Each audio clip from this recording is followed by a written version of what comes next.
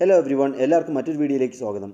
നമ്മുടെ മൊബൈൽ ഫോണിൽ നിന്ന് ഫോട്ടോസും വീഡിയോസും ഒക്കെ നമ്മുടെ തൊട്ടടുത്തുള്ള ഫ്രണ്ട്സിനോ അല്ലെങ്കിൽ ഫാമിലി മെമ്പേഴ്സിനോ മറ്റു മൊബൈൽ ഫോണുകളിലേക്ക് ഷെയർ ചെയ്യാനായിട്ട് നമ്മൾ കൂടുതലും ഉപയോഗിക്കുന്ന ഒരു മെത്തേഡ് എന്ന് പറയുന്നത് വാട്സാപ്പ് പോലുള്ള മെസ്സഞ്ചർ ആപ്ലിക്കേഷൻസ് ആണ്.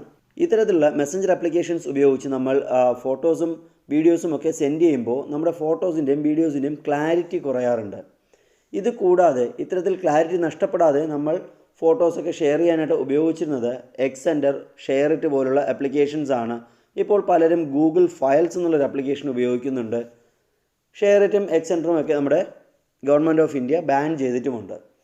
ഇതൊന്നും ഇത്തരത്തിൽ ഒരു തേർഡ് പാർട്ടി ആപ്ലിക്കേഷൻസും ഇൻസ്റ്റാൾ ചെയ്യാതെ നമ്മുടെ മൊബൈൽ ഫോണിൽ ഇൻബിൽട്ടായിട്ട് ഉള്ള ഒരു ഫംഗ്ഷൻ ഉപയോഗിച്ച് തന്നെ നമുക്ക് ഇത്തരത്തിൽ ഫോട്ടോസും വീഡിയോസും ഒക്കെ നമ്മുടെ തൊട്ടടുത്തുള്ള മൊബൈൽ ഫോണുകളിലേക്ക് ഈസി ആയിട്ട് സെൻഡ് ചെയ്യാവുന്നതാണ്.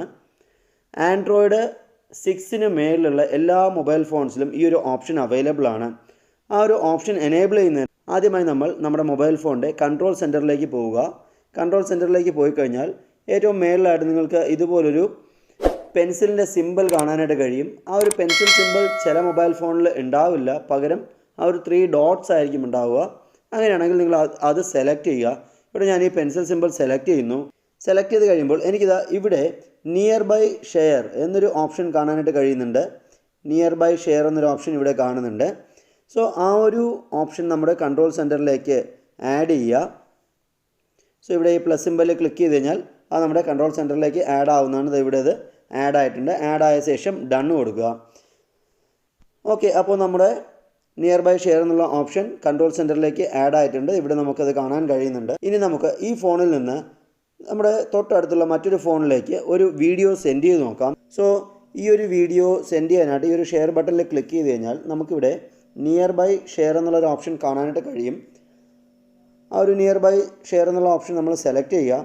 ശേഷം ഏതൊരു ഫോണിലേക്കാണോ നമുക്ക് ഈ ഒരു ഫയൽ സെൻഡ് ചെയ്യേണ്ടത് ആ ഫോണിലും ഈ ഒരു നിയർ ബൈ ഷെയർ എന്നുള്ള ഓപ്ഷൻ നമ്മൾ ഈ ബ്ലൂടൂത്ത് ഒക്കെ എനേബിൾ ചെയ്യുന്ന പോലെ തന്നെ എനേബിൾ ചെയ്ത് കൊടുക്കുക.